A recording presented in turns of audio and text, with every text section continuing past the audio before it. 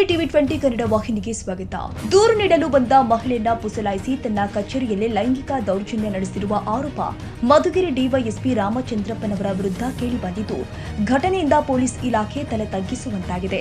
Madhugiri DYSP ರಾಮಚಂದ್ರಪ್ಪನವರು ಪಾವಗಡದಿಂದ ಜಮೀನು ವ್ಯಾಜ್ಯದ ಬಗ್ಗೆ ದೂರು ಕೊಡಲು ಬಂದ ಮಹಿಳೆಯನ್ನ ತನ್ನ ಕಚೇರಿಯಲ್ಲಿನ ಏಕಾಂತ ಗೃಹ ಅಥವಾ ಶೌಚಾಲಯದಲ್ಲಿ ಕರೆದುಕೊಂಡು ಹೋಗಿದ್ದು, ಅನೈತಿಕ ಚಟುವಟಿಕೆ ಆರಂಭಿಸಿದ್ದು, ಇದನ್ನ ಕೆಲವರು ಕಿಟಕಿಯ ಮೂಲಕ ಚಿತ್ರೀಕರಣ ಮಾಡಿಕೊಂಡಿದ್ದಾರೆ ಎನ್ನಲಾಗಿದೆ.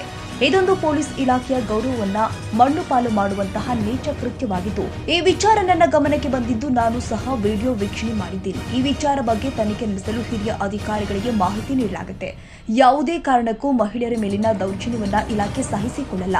ಮಹಿಳೆಯನ್ನ ಪತ್ತೆ ಹಚ್ಚಲಾಗ್ತಾ ಇದ್ದು, ಅವರು ದೂರು ಕೊಟ್ಟಲ್ಲಿ ಡಿವೈಎಸ್ಪಿ ವಿರುದ್ಧ ಕಾನೂನು ರೀತಿಯ ಕ್ರಮ ಕೈಗೊಳ್ಳಲಾಗುತ್ತೆ ಎಂದು ತುಮಕೂರು ಎಸ್ಪಿ ಅಶೋಕ ಪ್ರತಿಕ್ರಿಯೆ ಕೊಟ್ಟಿದ್ದಾರೆ.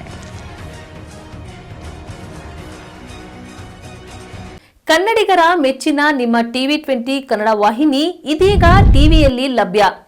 ಕರ್ನಾಟಕ ಮತ್ತು ದೇಶ ವಿದೇಶದ 360 ಡಿಗ್ರಿ ಸುದ್ದಿ ವಿವರವನ್ನ ಪಡೆಯುವುದಕ್ಕೆ ಟಿವಿ 20 ವಾಹಿನಿಯನ್ನು ಲೈಕ್ ಮಾಡಿ, ವಿಡಿಯೋಗಳನ್ನು ಶೇರ್ ಮಾಡಿ, ಕಮೆಂಟ್ ಮಾಡಿ, ಸಬ್ಸ್ಕ್ರೈಬ್ ಮಾಡಿ. HCN ಕೇಬಲ್ 842 ನಂಬರ್ನಲ್ಲಿ ಹುಕ್ಕೇರಿ ತಾಲೂಕು ಹಾಗೂ ಸಂಕೇಶ್ವರದ ಸುತ್ತಮುತ್ತಲಿನ ಹಳ್ಳಿಗಳಲ್ಲಿ ಲಭ್ಯ. PCN ಕೇಬಲ್ 129 ನಂಬರ್ನಲ್ಲಿ ಹಾರುಗೆರೆ ಸುತ್ತಮುತ್ತಲಿನ ಹಳ್ಳಿಗಳಲ್ಲಿ ಲಭ್ಯ. ರಾಯಬಾಗ್ ಡಿಜಿಟಲ್ ಚಾನೆಲ್ ಕೇಬಲ್ 80ನೇ ನಂಬರ್ನಲ್ಲಿ ರಾಯಬಾಗ ತಾಲೂಕಿನ ಸುತ್ತಮುತ್ತಲಿನ ಹಳ್ಳಿಗಳಲ್ಲಿ ಲಭ್ಯ.